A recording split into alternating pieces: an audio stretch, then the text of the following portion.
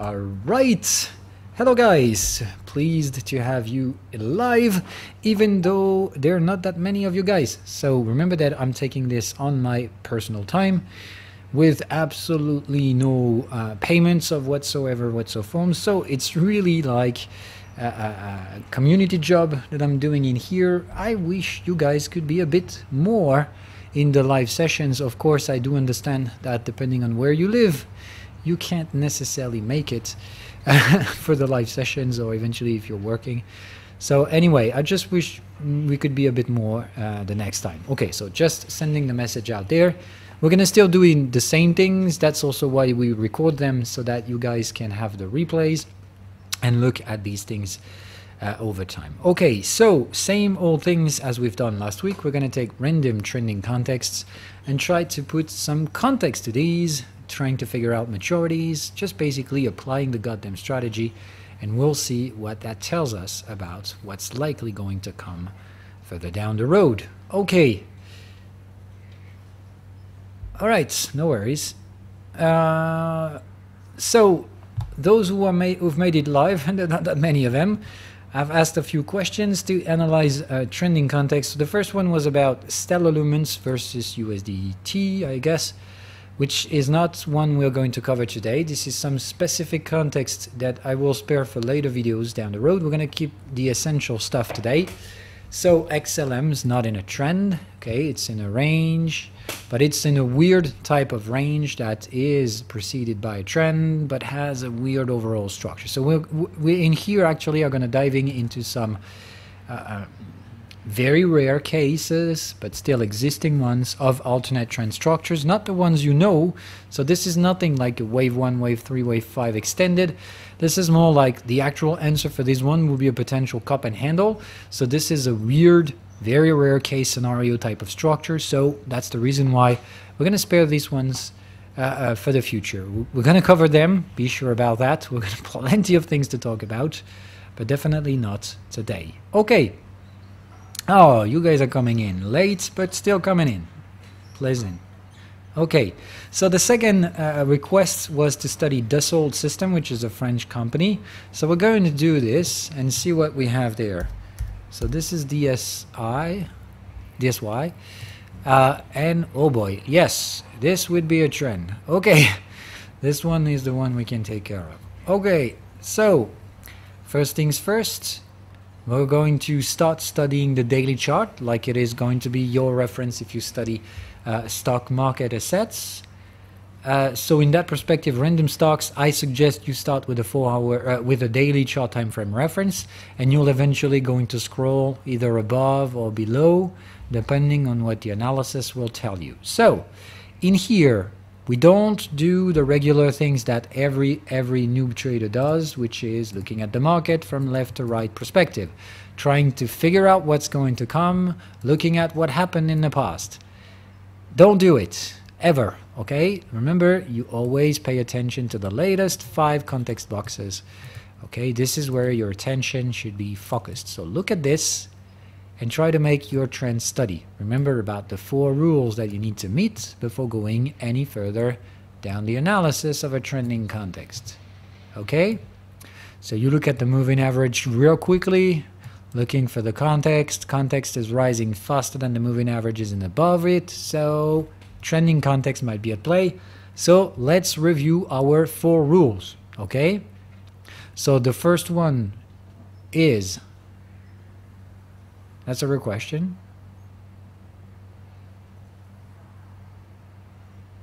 I mean, there's no specific order, but what do we look at? The higher time frame, yes, that's one. What are the other 3s? No, breakout isn't one of them. Breakout is a maturity.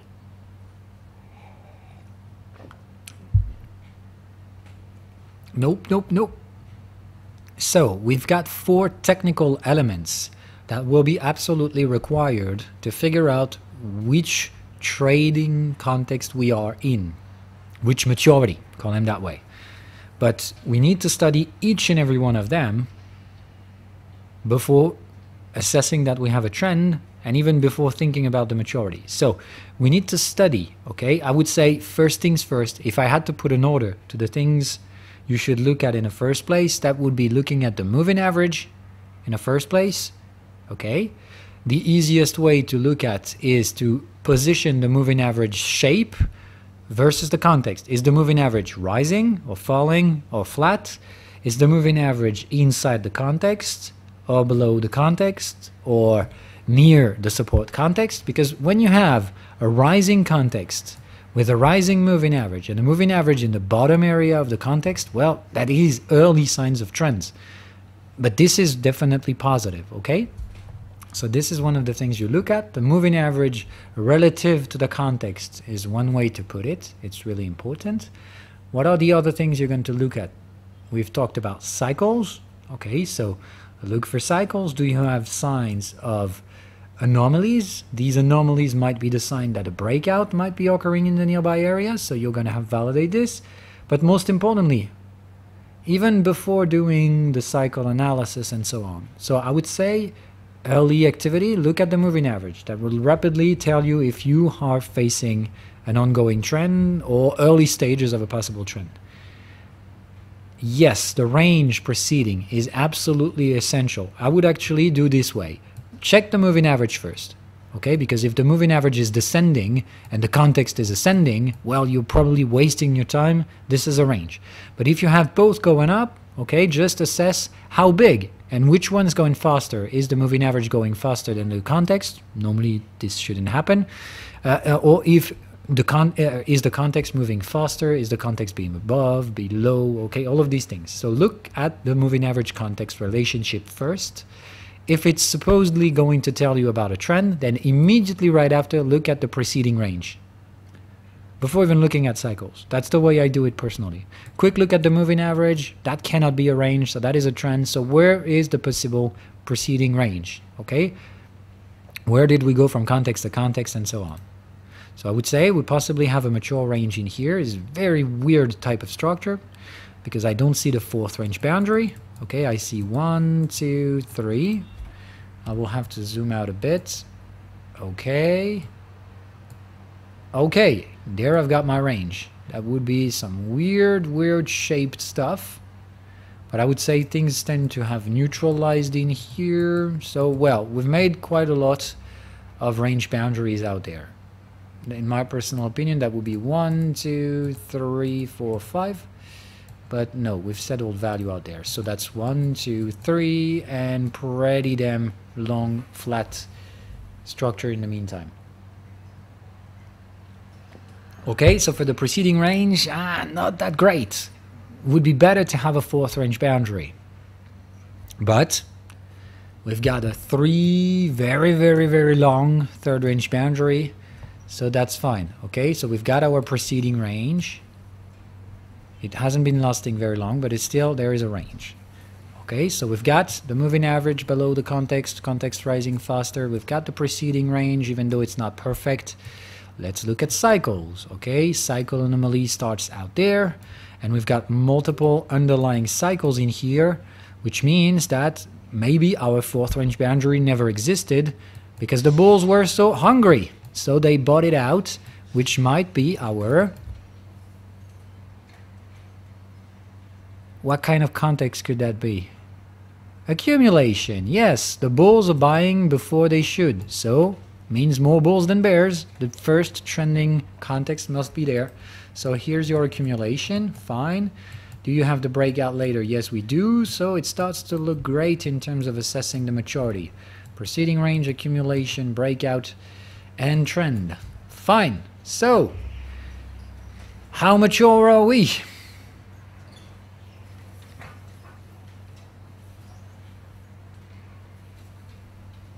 Mature? No, mature isn't an answer. How mature? Divergence? I wouldn't call for divergence. I don't see any such a thing. Though we can validate all of the preceding stuff. Preceding range, accumulation, breakout. Fine. Do you see signs of a divergence? Not at all. The market might be slowing down, but it did not. We've reaccelerated. Did we close below 50% context and retrace 23% and terminated a bearish cycle? Not at all, never. So trend is going on, let it be. So we are past breakout before divergence or pullback. So as of right now, we let it happen. We are trend following and we look for all the trend following opportunities. Okay, so as we have an accumulation, the market has validated pretty much here. It might have confirmed the trend here. Let me figure it out. Oh boy, so confirmation might be there. Now, okay, so this is validation here, confirmation there, so trend following starts there. So we very likely had one trend follow opportunity in here.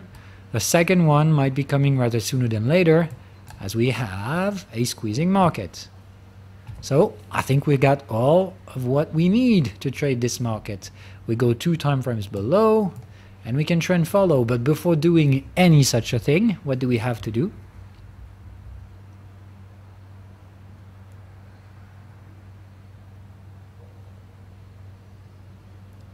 Yes, always check the higher time frame.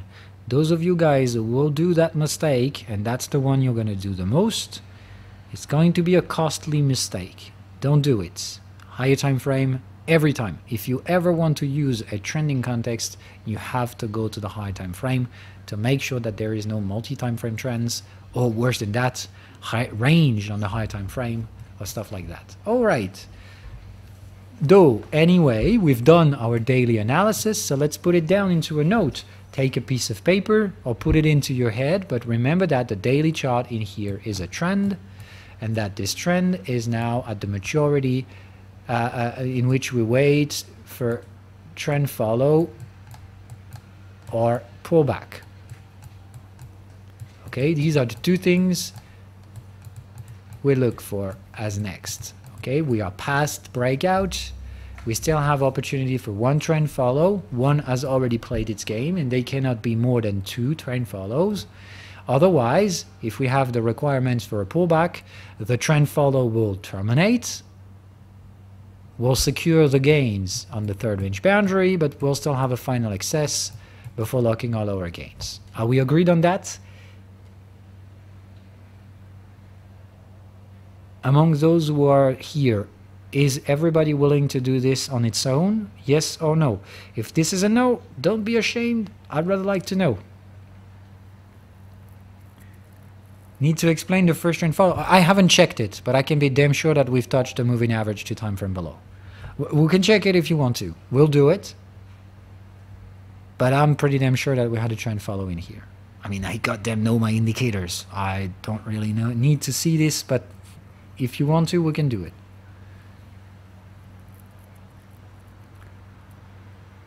No, multi-time frame trends will just make things a bit more complicated in the first place, but really easy to navigate when you're a bit familiar with it. It's definitely not complicated. It's just that the analysis must be performed on multiple time frames before putting a trade. Because multi-time frame has intrinsic correlation structures, we can create noise on shorter time frame, and therefore these are the ones you don't want to trade. So we look at multi-time frame trends to just avoid you trying to make sense of noise. Okay? That's why we zoom out every time. So that's, if something's looked a bit odd, like we've talked about that the last time, when you see the market doing such a thing, like going from context to context, but it looks like a trend, but we're still going from context to context so many times. It would be like we're going up, but we're pullbacking, then going up and pull back and pull back and pull back, and it looks like you've got endless numbers of pullbacks. We've seen that last week. So what does that mean? When you see these kinds of things, what is generally the cause of this? Yeah, means that you likely have a trend going on 2 time frames above. And therefore the local time frame you're looking at is damn complex because it's under influence of multi-time frame trends 1 and 2 time frames above. Okay? Which generally creates a shitty counter effect to your time frame. Okay? Okay, so we're done. Let's move. weekly chart now. Okay, because before even trend following this damn market, we need to look at the higher time frame. All right. Okay, oh boy, quick look. Remember, I know your eyes always do this. Don't ever do that.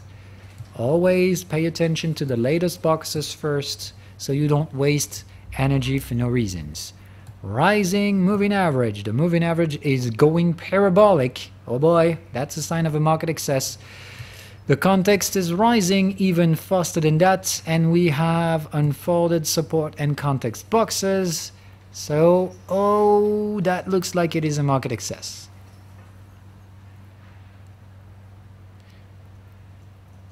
So at that point, if you want to trade this time frame, it is not a trend, it is an excessive market.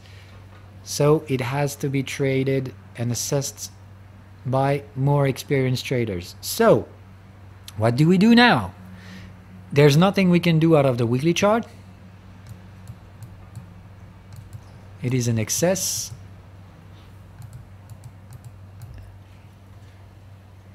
So excess means this is a no-go zone. We don't trade that. We don't think about that. We don't try to make sense of this. It is higher level context. So either you trade that with a more experienced trader or you pass. Which means, what's the implication for your previous analysis? Can you trade it or not? Why the hell would you skip? No, you're definitely going to trade that shit. But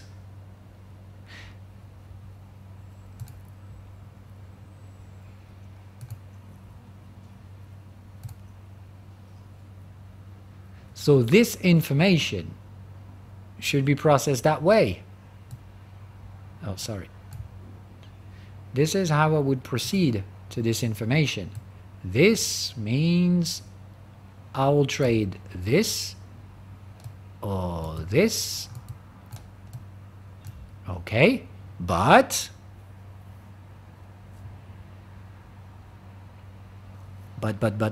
try me out. Just spit it out. What's your first thing?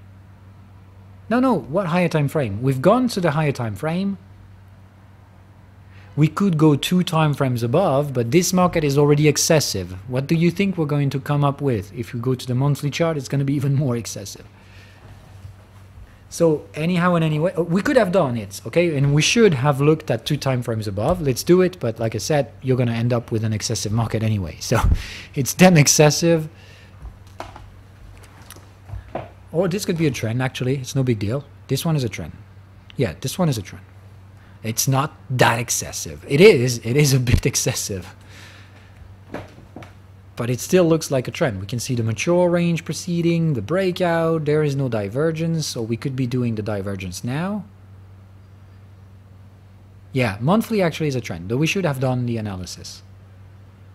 But anyway, if we did not, okay, you go 1 time frame above, and the only information you take out of it is that you can't risk manage these trades because these are the ones you don't know how to navigate. So you can't go trading the weekly charts, but you can still trade the daily chart because you've been able to assess the maturity. And well, technically speaking, it looked just fine. So I would say there's no reason for us not to apply our initial plan. But, well, weekly chart, if this is not excessive, I don't know what that is. I mean, there are so many pullbacks. Just look at this. 1 pullback, 1 pullback, 1 pullback, 1 pullback, too many pullbacks. And the market never stops, never ranges. So, boy, this can only be excessive. I mean, look at that. When the moving average is so far away from the support context, is just don't make things overcomplicated. Excessive market, period. So this excessive market can tell us 2 things. Either there is a trend 2 time frames above, therefore there is a quarterly upside movement going on. Like I said, no one is investing here for 30 years, so forget about these things. They exist, don't get me wrong, they exist, but we don't use this. I personally don't use it. I don't want to invest for 30 years. So you still don't see it. yeah, smaller amount, that would be absolutely necessary, or you make yourself assisted with an experienced traders. Okay, so if you want to trade this one, either way you're going to trade a smaller amount, but that would be better to be assisted by an experienced traders. Or you just take the tiniest possible leverage, and you know that this context is going to be tricky, therefore it can be very educational for you to trade some more complex markets, but you certainly don't want to try making a lot of money out of this. You're going to be cautious. Okay? Secure the capital, expose yourself to a higher level of risk. That will be good for you to be in an area in which you are uncomfortable. That will likely trigger emotions, and triggering emotions might help you handle them, and therefore progressing on the psychology management. Or you could wait for the pullback, but I personally would take both opportunities, the trend follow and or the pullback if one occurs before the other does. And in that perspective, well, I would definitely try it out, but with a very limited leverage, and I will make sure that if I am a yellow guy, I am assisted by an orange guy. Because this, anyhow and anyway, requires further understanding of complex markets that only an experienced guy might have came across in the past. And maybe not all of them. Just make sure that you were trading with someone who is confident enough because he traded this market or have seen similar markets multiple times. Well, then that's good. That's good. I mean, I don't do financial advice, so I can't answer your specific questions. I know you would like me to tell you something about this chart, whether you need to profit take, whatever. Well, a profit taking is never a bad solution, mostly if you are a white guy trading expert context. So yeah, a partial profit taking would definitely be due just to secure the psychology. So if this thing ever pops down for, I don't know, 30-40%, then at least you'll be fine because you profit took. Tiny profit taking, okay, I'm not talking about a 30%, just something like 10, 15. That would at least release part of the energy. Well, if you already did, then congratulations. That means you're finally thinking straight. When the market goes up, you stop thinking about how high it could go later. You start securing the gains, and that's appropriate. If you took some limited profits, then it's just great. That means you understand how risk management works, not like the most assholes out there. We'll eventually take care of Adam later. But is this okay? That's the thinking process I'd like you guys to get. You go on the high time frames, too risky, too tricky, make yourself assisted by some guys who may be able to handle these contexts. So you're going to be able to learn a couple of things in the meantime, and trade the fucking things you can trade. When you have an opportunity, take it, okay? But just when you assess that the risks are bigger than the ones you generally handle, just reduce the position sizing, but go ahead. We are traders, damn it. We want to trade. So if you see something you could trade, even if it's riskier than your average things, just adjust the leverage. But trade. God damn it. We look for trades. All right. Are we good onto this one? I hope you do understand this thing. When you have a clear mindset, I mean, this wasn't shaded territory in which indicators reacted weirdly and so on. We clearly had a nice analysis in here, but we couldn't trade it before looking at the higher time frame. All right? So that is how you analyze Dassault system. Okay, now, Adam. Oh, damn it. I do too much analysis of Adam now. So, Adam, do we trend follow is the question. So I need a reference time frame. We're going to start with the daily chart, but we could do other things. Okay, let's zoom out a bit. All right. Remember that in terms of zoom, global zoom, my personal favorite is to have a look at something like 25 context boxes, 20 to 25. That gives me a good overview. But still remember that in the first place, I don't nearly care about the overall structure or whatever that is. I contextualize my current market condition, and I'll scroll back in time if I need additional information, but certainly not the other way around. All right? So let's do the job. First things we study. the moving average.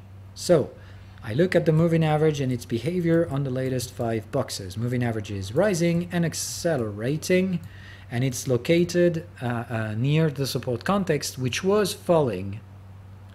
But now we are trying to accelerate. So what could this be? Is this a trend? Is this a range?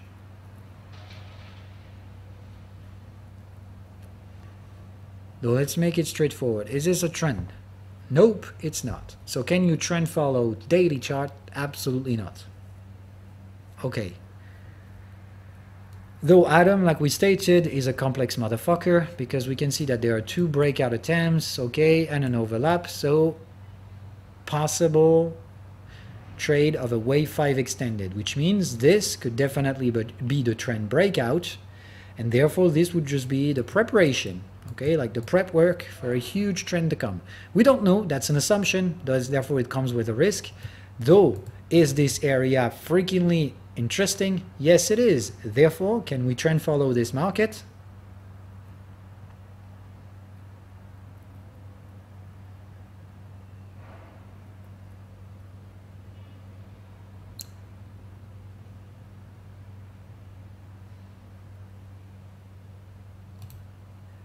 You say no. I would like to know why.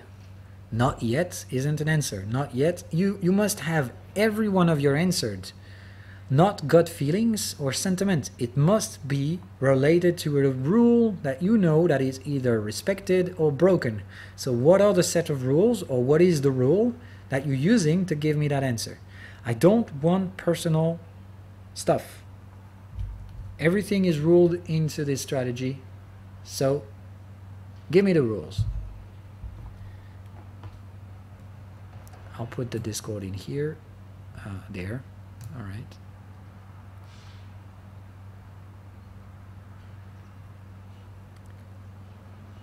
Try to be specific. I like accumulation, but I'd like to know more about what you were talking about. Take your time. We're not in a hurry.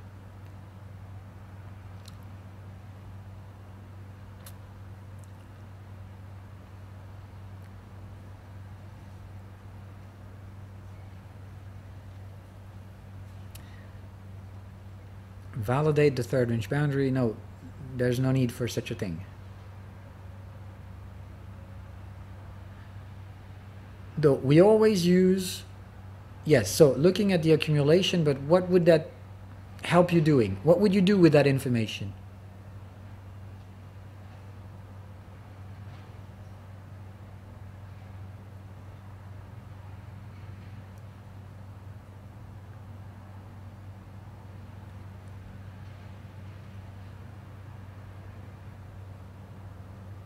No. Okay, so let me explain why I think you guys are misleaded. You're trying to apply the rules of the general trend, which is supposed to be wave 3 extended and so on. Therefore, we've got a mature range, okay, preceding, we don't give a fuck about the structure. All we want is to see a higher low point, sometimes an accumulation in here, and then the breakout. So the way you talk about the accumulation is the one you would use in a 3rd range extended wave, which is not what we have. The current assumption we've made on Atom is that we have a wave 5 extended. So now open up the wave 5 extended alternate structure boxes. What do you know about wave 5 extended? How do they differentiate themselves from the 3rd range extended, from the third wave extensions? Bigger what? I really want specific answers. Don't be shady.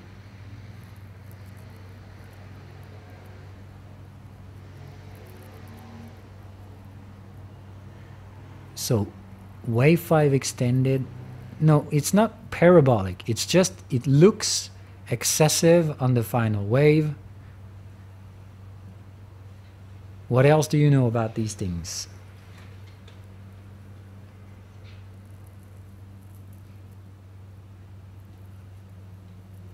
Okay, guys, you really need to look, everyone in here needs to see the video again. Look at the video once more, please, because there's too much uncertainty in your responses, in your answers, okay? Which means you don't master the content and you really need to look at it again. So please, everyone logged in here in live need to look at the alternate trend structures today, right after closing these sessions. Okay? And do it. You really, all of you need to do this. Let me sum up the core informations. And that is not meaning that you can skip the rule. You have a look at the video anyway. Okay? So wave 5 extended orchestrates that way, which means we create two false breakouts, okay, which generally extend on a 1-to-1 ratio, and just like the trend is supposed to start, it stops itself and retraces deeply down to the breakout level. Okay, the breakout level must be revisited in these structures. Okay, we try to break in here, though we go back there. We try to break in here, we go back there. Okay, this means that the breakouts actually turn out to look like final excesses. Okay, the early stages means that you've got two false breakouts that are actually two final excesses intertwined by two pullbacks. This looks like a pullback and this looks like a pullback as well. And finally, the end wave is very violent because this is the one that breaks and succeeds. So this is the one that does not terminate on the 1-to-1 ratio. This one generally breaks the trend lines formed by the previous two market tops and extends the value higher.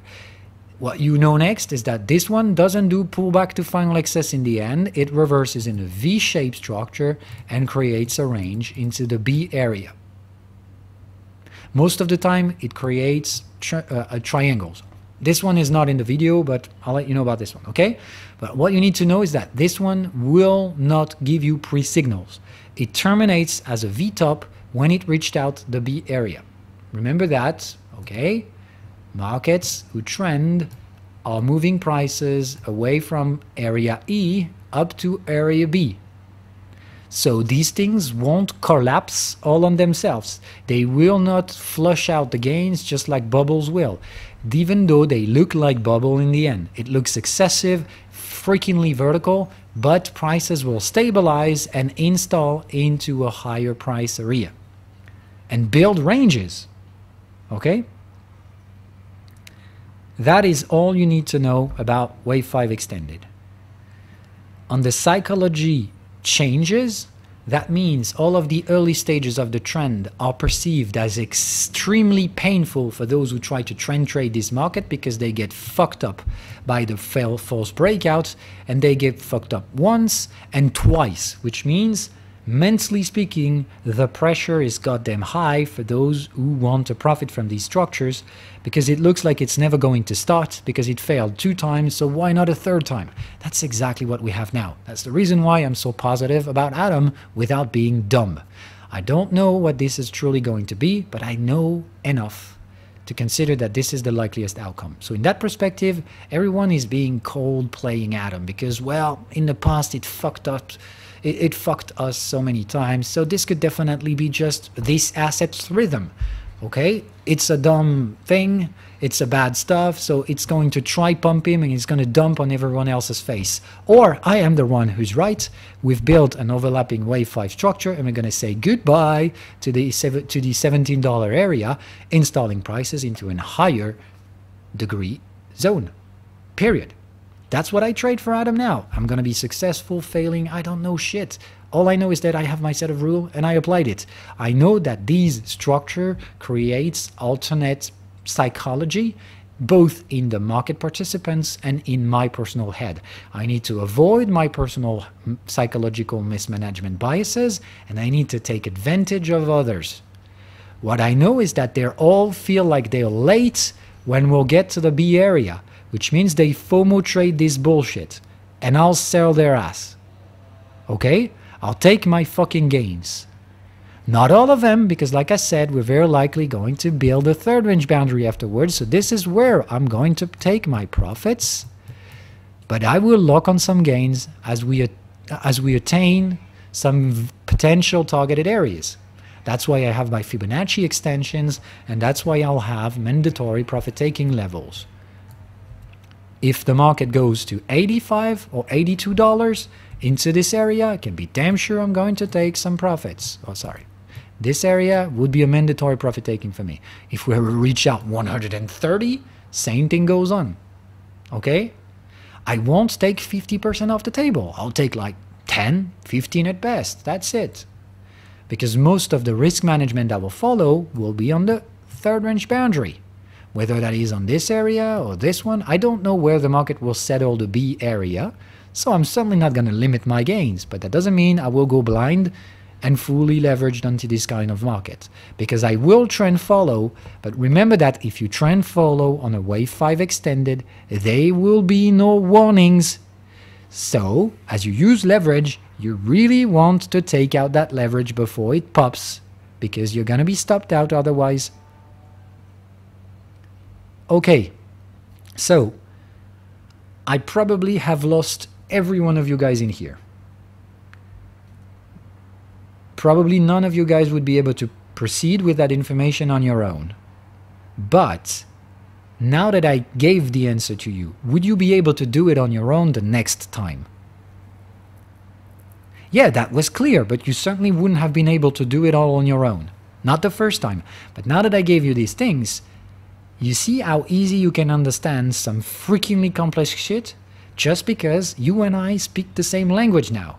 So I can clearly explain things with reliable informations, no shaded psychological bullshit, just things that I told you and that you can understand and see through charts. So what's great with this is that it's real time, guys. So you're going to live it in real time. So of course I love Atom because it's going to write history right in front of us. Am I going to be right? Am I going to be wrong? Are you going to call me a god, or are you going to burn me down downtown? I don't know, but I know my shit and I don't scare sharing it with you. Future will be telling us whether this one is right or wrong, because nothing ever works 100% of times. But as long as I have something I know and that I can trade it, I trade it. Okay? No, it's just that I have an hedge over the market because I have knowledge of this alternate structure. I definitely know more than the average trader in this market about it, and I know what mistakes they're going to do, and I know how not to do them. I even know how to profit from their mistakes. So, do you think I'm going to do it? Of course I will. Until I am proven wrong, I'll go ahead with this plan. And if this thing goes parabolic like shit, so when I see the early price action in here, oh, you can be damn sure that I like what I see. That's the sign that I was right. I just need to see further down the road confirmations. Do I see some absolute speculative crap bullshit all over the place, people buying Atom like it's the future, whatever? Yeah, sure. When they reach out overpriced levels and targeted areas that I have right now, I know where I'm going to act next if they go down the corner buying this thing like crazy. I have my plan. They have none. And I know that most of their supposedly good plans will likely be wrong plans, because they'll likely buy when we'll start getting into the B area. They will buy what will likely be a range. So they will buy into something expecting crazy gains where the likeliest outcome is going to be a fat old range. So they're going to be disappointed. They're going to sell the bottom area of the range where, of course, I'll be there to buy. So this is the story of trading. Advanced traders with knowledge taking advantage of unaware people making mistakes that we have done in the past. I have done these mistakes. I've been fucked by wave 5 extended so many times. Okay, now I can take advantage of these. Alright, so that was for Atom.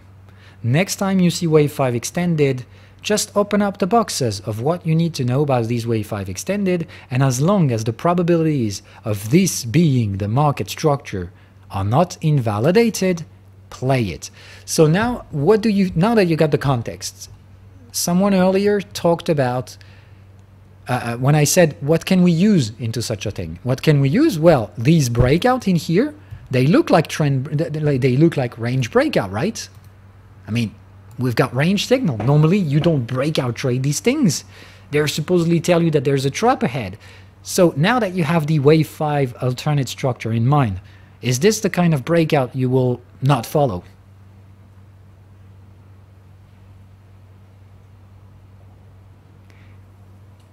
No, sorry. Questions in French will be dealt with later. Eventually afterwards, but or ask me another day. Come over next week or these things, okay? But not now, Khalid.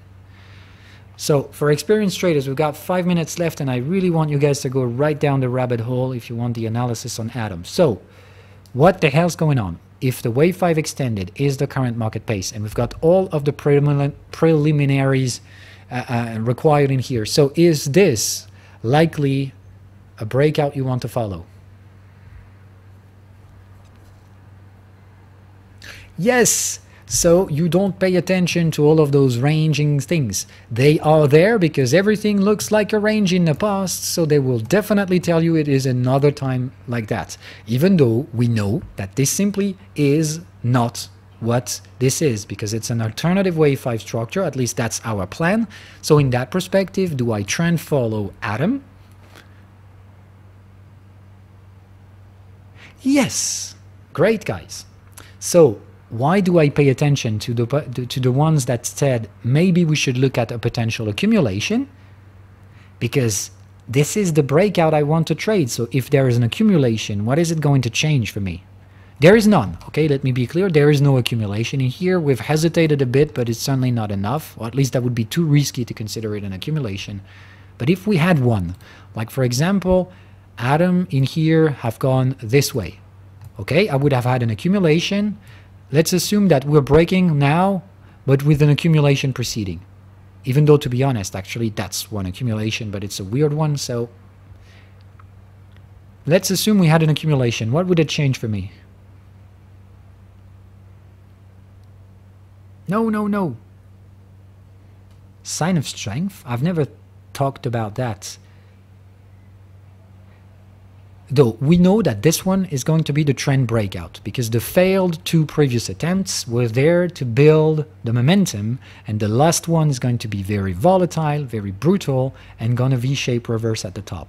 Then, what else do you know? That sometimes you're going to get an accumulation, sometimes you won't, but anyhow and anyway, this will be a breakout context. That's one thing you know. How do we profit from accumulation when we breakout trade? What's the purpose of an accumulation?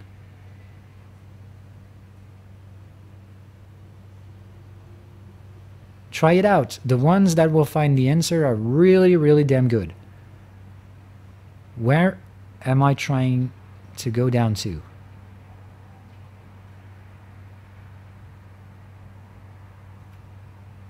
Gets position secured for the trend beforehand. Yes. The breakout validation will be on a one-to-one extension. Yes, that's another thing, but that's not the exact answer I'm looking for. All of your things are true, but that's not what I'm thinking about now.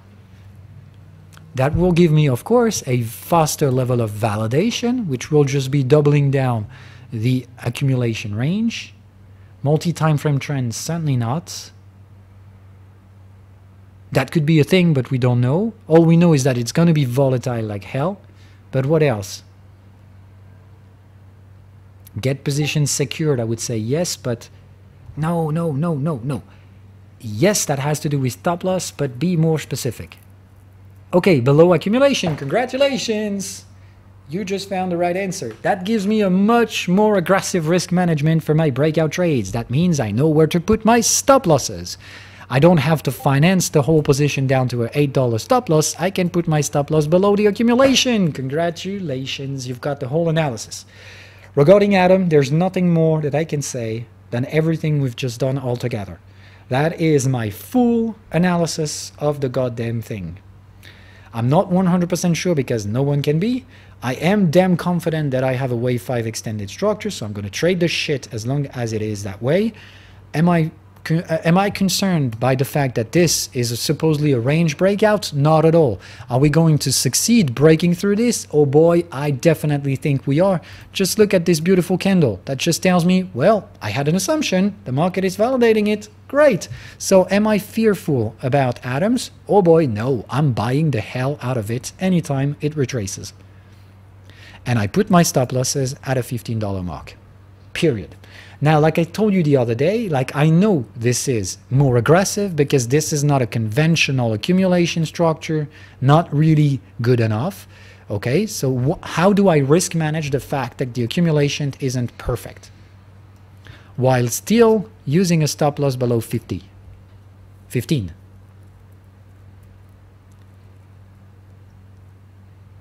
this is experienced level stuff. But if you can't get the thing, okay, this is really what risk management is all about. Going shaded gray. When you measure some risks, if you want to compensate while still taking the risk, then god damn it, reduce the risk somewhere else. And there are like endless possibilities. So what I have done is, as I know that putting a stop loss in here is kind of adding a bit of risk because this is not a regular type of accumulation. How do I do this? I still do it, but I compensate the risk by some other things that will reduce my risk proportions. I told you the other day the way I opted for.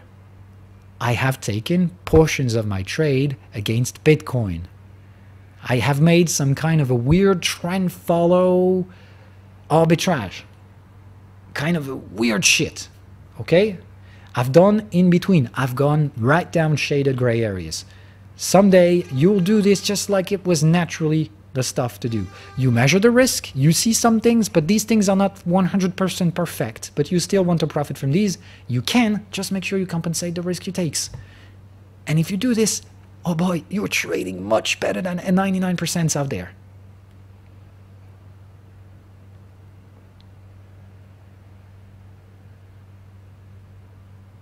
No, there won't be any. Wave 5 extended will be the craziest upside shit you've ever seen. If I am right, this is going to be accelerating and accelerating and accelerating, and the drawdowns in between will be slower and slower and slower, lower and lower and lower, and faster and faster and faster. This will be an excessive wave. It will likely look like a bubble. So, if it turns out to be the case, I'm buying the dip out of every fucking shitty range I will see across the board.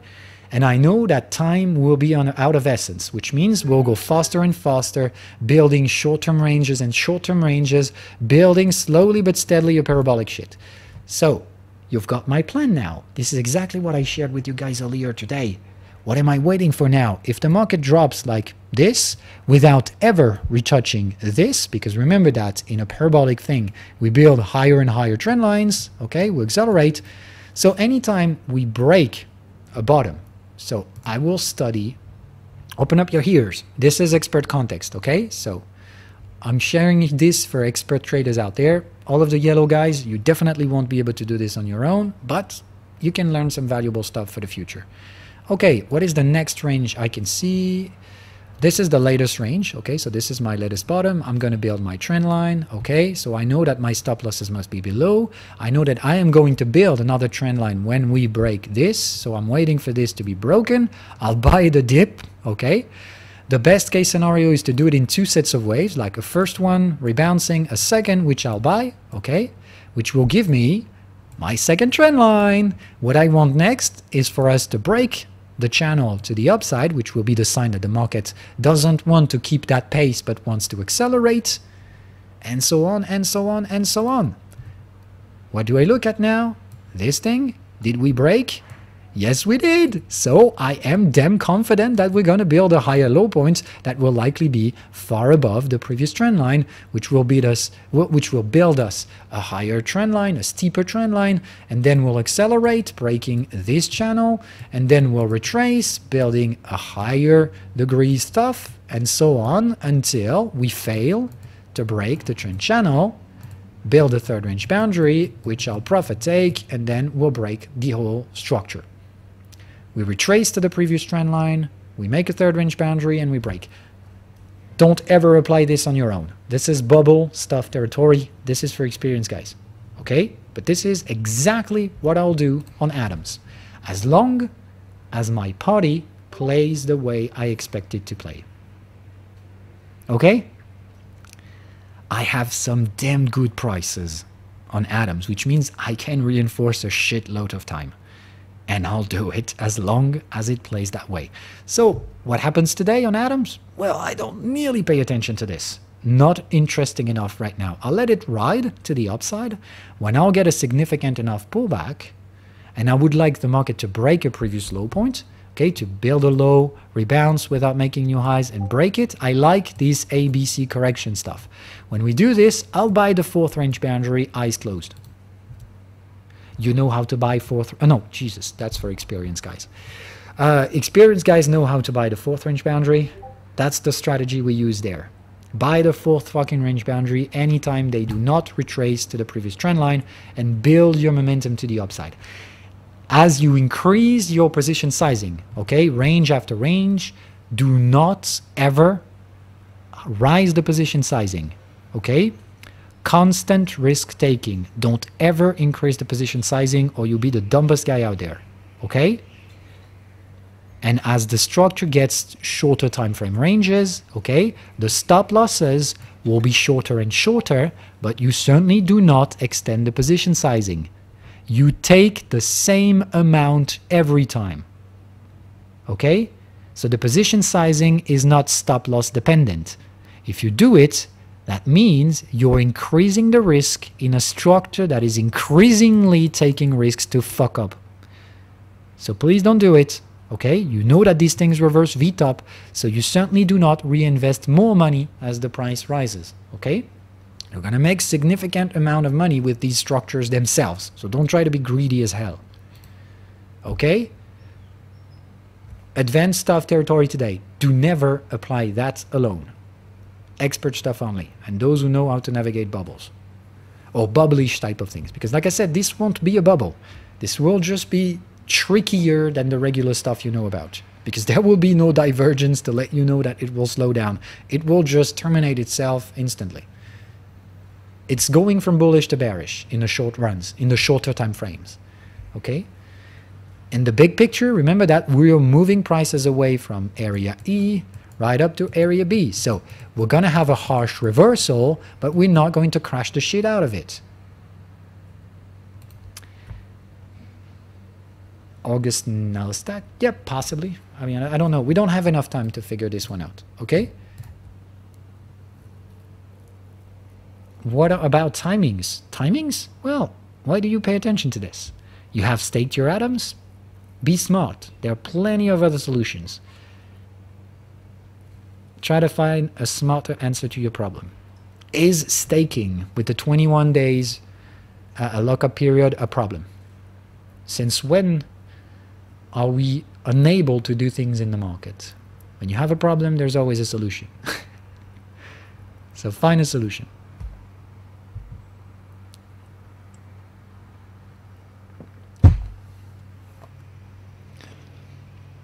I don't know, derivative contracts, short selling, everything that can provide some gains to the downside to compensate. Margin trading, I don't know, borrow the coins, whatever that is. You borrow and you'll sell your coins to pay for this 21 days later. There's never a problem. The 21-day lockup period isn't a problem. It's a problem for those who are dumb enough to do not figure out a solution. There's a solution for everything. Okay. No stop about Adam. We are now due to the ranging context. So please be nice with me, guys. We do not extend above the regular schedule for everyone. Range time now. Okay. Bye-bye for the replayers.